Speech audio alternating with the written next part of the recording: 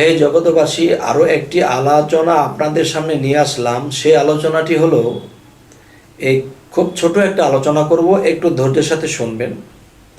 কথাটি হলো যে আমি নামাজে হোক, আমাকে ডুবতে হবে। যদি ডুবুরি হইতে পারি, নামাজে যখন ডুবতে পারবো, তখন কি হবে? সেই সাগরের তলদেশে যদি কেউ ডুবুরি হতে পারে, ডুবতে পারে, তাহলে হীরার দানা, মানিক, মুক্তা মানিক নিয়ে আসতে পারবে। আর যদি সে ভাসন্ত থাকে, তাহলে আর কোনো দিন পাবে না। তবে আমার কথা হলো যে নামাজে হোক, ধ্যানে হোক, আল্লাহর জিকিরে হোক, আমাকে ডুবতে হবে। আল্লাহর প্রেমেও আল্লাহর ভাবে আমাকে ডুবতে হবে। যখন আমি না ডুববো, তখন কিন্তু আমি কিছুই পাবো না।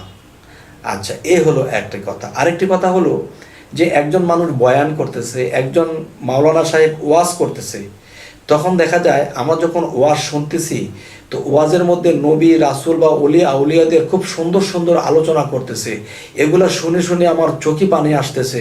তখন সে আল্লাহর প্রেমে, নবীর প্রেমে আমার চোখ দিয়ে পানি ঝরতেছে। তখন আমি ওয়াজ শুনতে শুনতে আমি ডুবে গেছি। তো এখন হঠাৎ করে দেখা যায় যে মাওলানা সাহেব ওয়াজ করতে গিয়ে বললেন, জোরে বলেন সুবহান আল্লাহ। তখন যখন সুবহান আল্লাহ বলতে বলল, তখন কি হলো? আমি যে ভাবের দেশে ডুবেছিলাম, ওয়াজটা এত সুন্দর হইতেছিল, সেই ভাবের দেশ থেকে আমি আবার জেগে গেলাম, লাফ দিয়ে উঠলাম, কিরে ও সুবহান আল্লাহ বলতে হবে। কিন্তু দেখা যায় এই সুবহান আল্লাহ বলতে যাইয়া তখন আমি যে ভাবের দেশে ডুবে গিয়েছিলাম, এই ডোবা থেকে আমি বঞ্চিত হয়ে গেলাম। কিন্তু এই সুবহান আল্লাহ যদি আমরা 24 ঘন্টা জপনা করি, তবুও কিন্তু আমরা সওয়াব পাবো। কিন্তু সুবহান আল্লাহটা এমন জায়গায় দিয়ে যখন ধমক দিয়ে বলা হয়, জোরে বলেন সুবহান আল্লাহ, তখন একটা মানুষজন ডুবেছে আল্লাহর প্রেমে, আল্লাহকে নিয়ে ভাবতেছে, নবীকে নিয়ে ভাবতেছে, তখন তিনি কি হলো? হঠাৎ করে জাগ্রত হয়ে গেল। তখন তার ধ্যান ভেঙে গেল। যার কথা শুনে সে ধ্যানের দেশে ডুবে গেছে, আল্লাহর প্রেমের দেশে ডুবে গেছে, সে কিন্তু সুবহান আল্লাহ যখন জোরে বলতে বলল, তখন তার ধ্যান নষ্ট হলো। তাহলে কি করলো? তার যে একটা স্বাদ ছিল, যেই আলোচনা, যেই ওয়াজের যে স্বাদ তিনি পেয়েছিল, সেই স্বাদটা নষ্ট হয়ে গেল। কিন্তু এই কথাটা শুনে অনেকে রাগ করতে পারেন, যে আপনাদের কাছে আমি হাত জোর করছি, রাগ করবেন না, কথাটা বোঝার জন্য বলেছি। দেখেন, মানুষ যখন নামাজে বসে, যখন নামাজের ধ্যানে ডুবে যায়, তখন সালাম দেওয়া নিষেধ, ওনার সাথে কথা বলা নিষেধ, ওনাকে ডাক দেওয়া নিষেধ। কেন নিষেধ?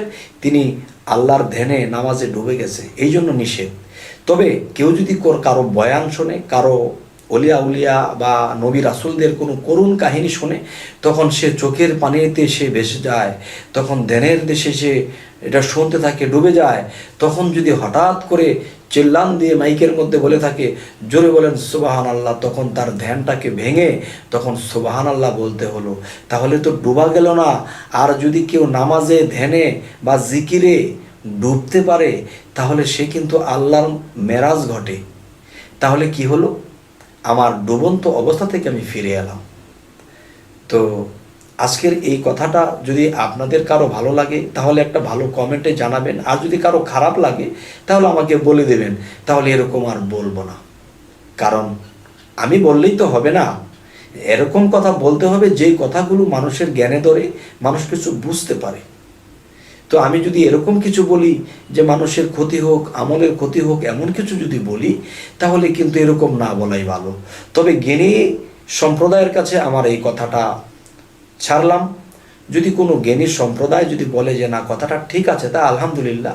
আর যদি তিনি বলে যে না, কথাটা ঠিক না, তাহলে আমি এটাকে চেঞ্জ করব, কিংবা এই কথাটাকে আমি অন্যভাবে বোঝাবো।